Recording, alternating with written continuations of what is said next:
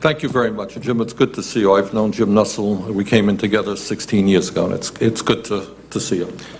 Jim, let me tell you the concerns that I have with your nomination.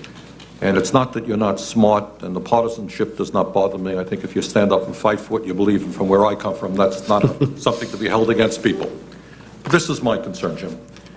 I think the American people believe that President Bush is increasingly out of touch with reality in many areas, and it's not just Iraq, and it really has to do with the economy. Today we have heard from Senator Gregg and others that the economy is really robust, is a word they use here in Washington. Let me ask you this. Since Bush has been president, over 5 million people have slipped into poverty. Nearly 7 million Americans have lost their health insurance. Median household income has gone down by nearly $1,300.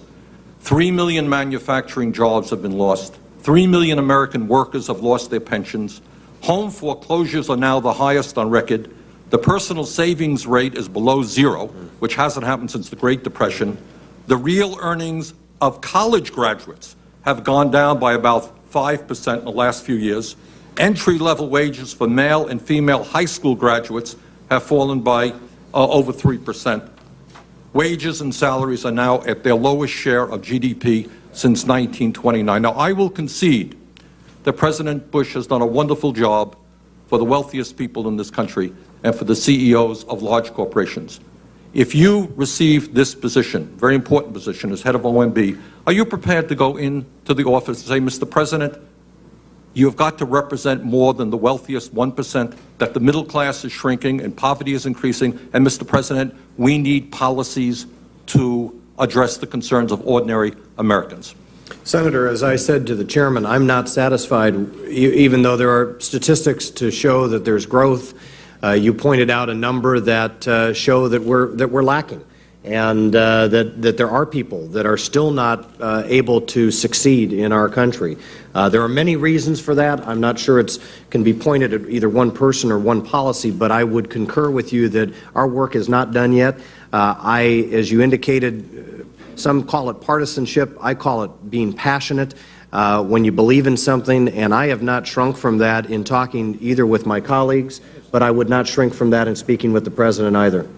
Jim, the President has insisted that at a time when we have the highest rate of childhood poverty, an issue that we don't talk enough about, but as you may know, over 18% of the children in this country live in poverty, the highest rate by far of any country on earth. The President believes that we should completely repeal the inheritance tax in a way that applies only to the wealthiest 0.2%. If we repealed the inheritance tax, the Walton family, which owns Walmart, one of the wealthiest families in America, would receive over $32 billion in tax breaks.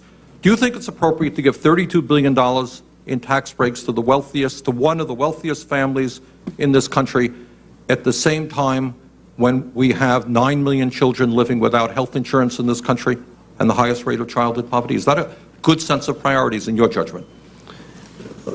First of all, Senator, any witness, any nominee on the part of an administration will most likely represent that administration. I concede that. That would be true under the Clinton administration or the Bush, no matter who the administration is. The people that they nominate need to work with them. We serve at the pleasure. Jim, you know my question. I know your question, and I respect it because I know you, and I. $32 billion in tax breaks for one family, and the President cuts back on programs for our children. Does that make sense to you? But I also know, Senator, that if you increase the taxes on that one family, you would not solve the problem either. There's a lot of work to be done within our tax code. We just had a conversation about how our tax code is not performing. It's not doing the job. You think we should repeal the inheritance tax so that one family gains $32 billion? Well, not for that purpose, no, sir, Senator, but I did vote on that behalf, on that issue in the House. So I've already voted on that, and my vote was yes.